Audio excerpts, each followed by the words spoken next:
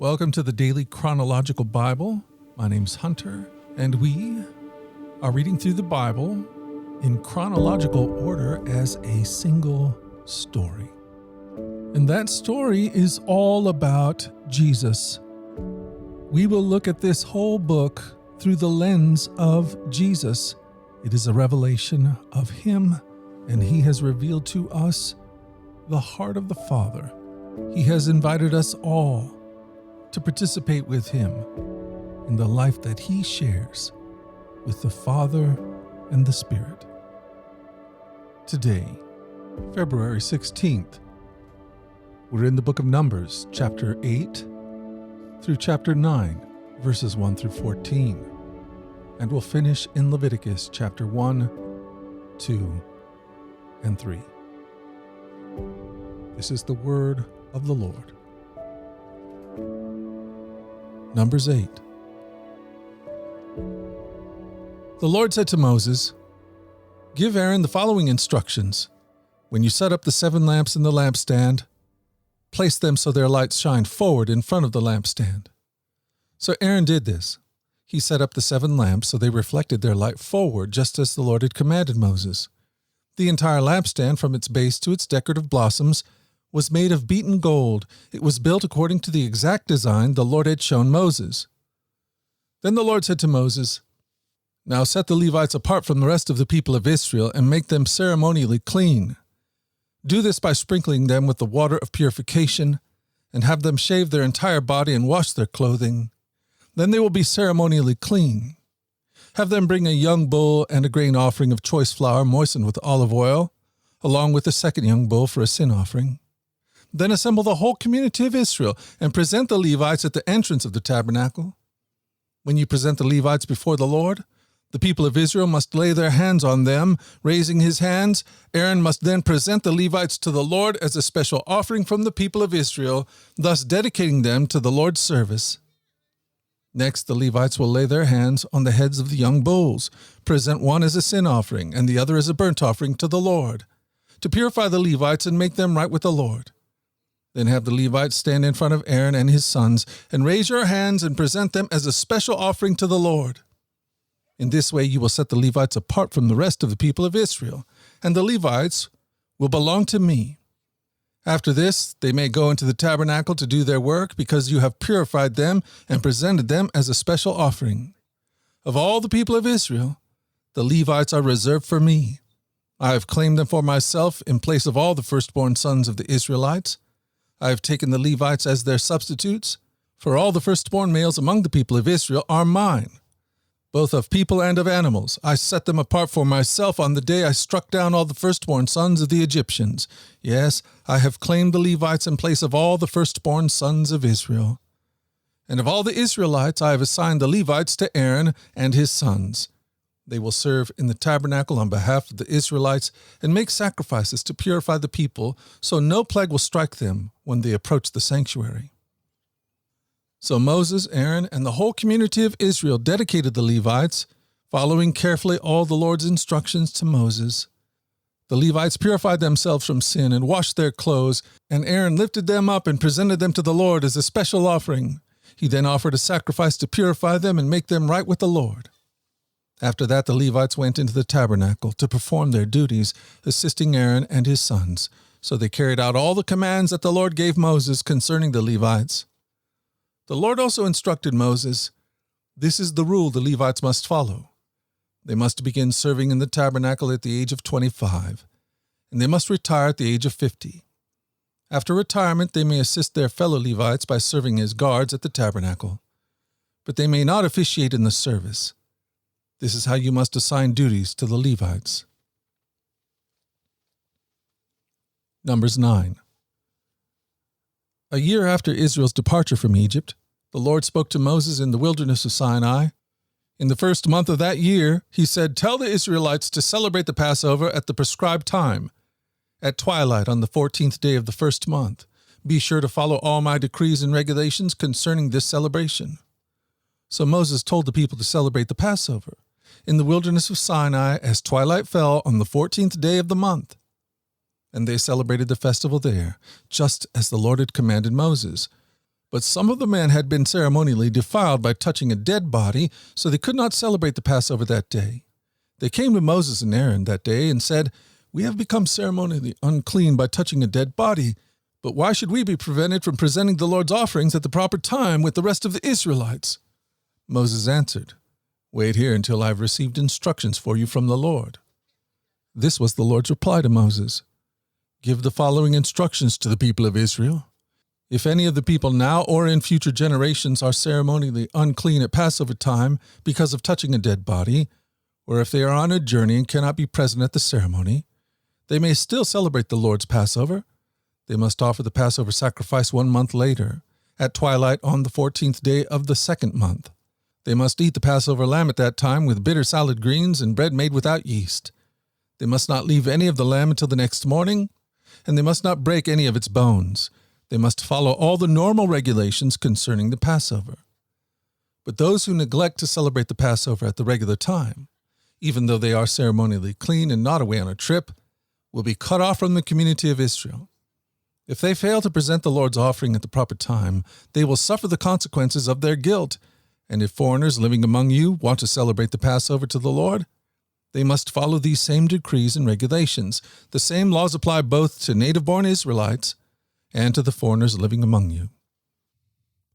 Leviticus chapter 1. The Lord called to Moses from the tabernacle and said to him, "Give the following instructions to the people of Israel. When you present an animal as an offering to the Lord, you may take it from your herd of cattle or your flock of sheep and goats. If the animal you present as a burnt offering is from the herd, it must be a male with no defects. Bring it to the entrance of the tabernacle so you may be accepted by the Lord. Lay your hand on the animal's head, and the Lord will accept its death in your place to purify you, making you right with him. Then slaughter the young bull in the Lord's presence, and Aaron's sons, the priest, will present the animal's blood by splattering it against all sides of the altar that stands in the entrance of the tabernacle. Then skin the animal and cut it into pieces. The sons of Aaron the priest will build a wood fire on the altar. They will arrange the pieces of the offering, including the head and fat, on the wood burning on the altar, but the internal organs and the legs must first be washed with water. Then the priest will burn the entire sacrifice on the altar as a burnt offering. It is a special gift, a pleasing aroma to the Lord. If the animal you present as a burnt offering is from the flock, it may be either a sheep or a goat, but it must be a male with no defects. Slaughter the animal on the side of the altar in the Lord's presence, and Aaron's sons, the priests, will splatter its blood against all sides of the altar. Then cut the animal in pieces, and the priest will arrange the pieces of the offering, including the head and fat, on the wood burning on the altar. But the internal organs and the legs must first be washed with water. Then the priest will burn the entire sacrifice on the altar as a burnt offering. It is a special gift, a pleasing aroma to the Lord. If you present a bird as a burnt offering to the Lord, choose either a turtle dove or a young pigeon. The priest will take the bird to the altar, wring off its head, and burn it on the altar. But first he must drain its blood against the side of the altar. The priest must also remove the crop and the feathers and throw them in the ashes on the east side of the altar. Then, grasping the bird by its wings, the priest will tear the bird open, but without tearing it apart. Then he will burn it as a burnt offering on the wood burning on the altar. It is a special gift, a pleasing aroma to the Lord. Leviticus 2. When you present grain as an offering to the Lord, the offering must consist of choice flour. You are to pour olive oil on it, sprinkle it with frankincense, and bring it to Aaron's sons, the priests. The priest will scoop out a handful of the flour, moisten it with oil together with all the frankincense, and burn the representative portion on the altar. It is a special gift, a pleasing aroma to the Lord. The rest of the grain offering will then be given to Aaron and his sons. This offering will be considered a most holy part of the special gifts presented to the Lord. If your offering is a grain offering baked in an oven, it must be made of choice flour, but without any yeast. It may be presented in the form of thin cakes mixed with olive oil, or wafers spread with olive oil. If your grain offering is cooked on a griddle, it must be made of choice flour mixed with olive oil, but without any yeast. Break it in pieces and pour olive oil on it, if it is a grain offering. If your grain offering is prepared in a pan, it must be made of choice flour and olive oil.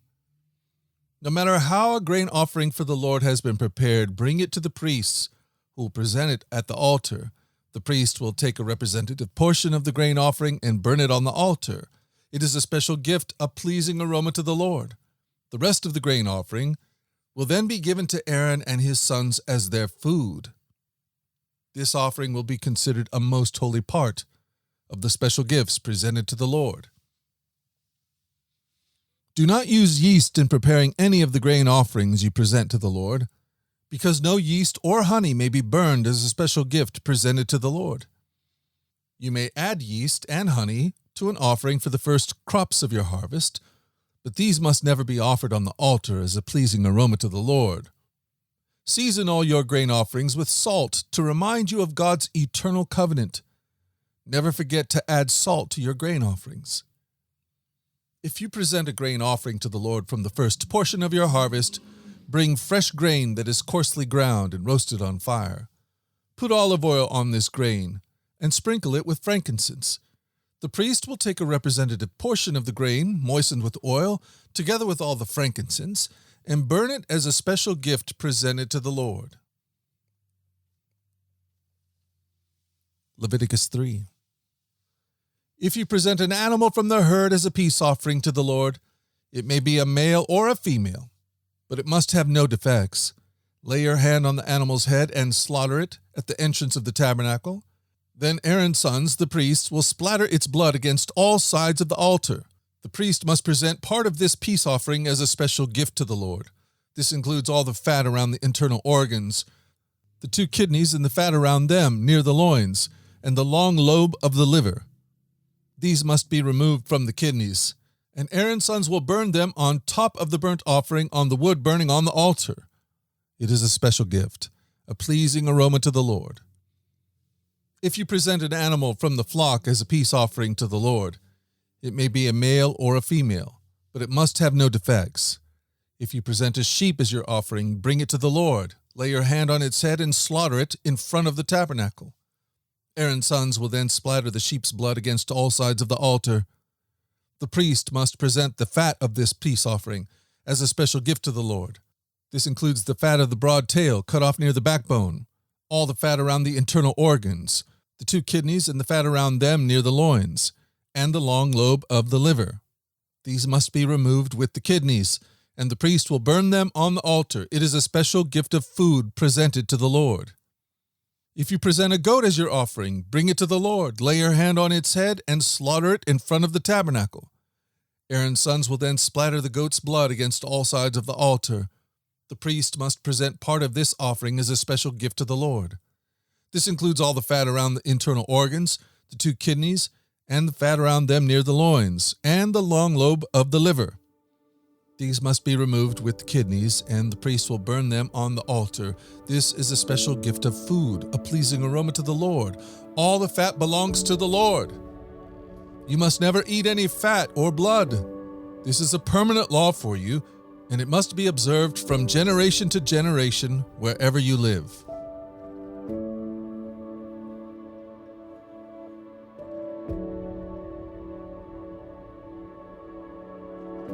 Thank you for joining us at the Daily Chronological Bible. You can find out more about our other podcasts at dailyradiobible.com, where people from all around the world come to join us in this journey through the Scriptures, where we allow the Scriptures to point us to the God who is love, the God revealed to us fully in Jesus. Again, that website is dailyradiobible.com. Until tomorrow, let's go forward in God's joy. Let's let His joy be our strength. And let us always remember this,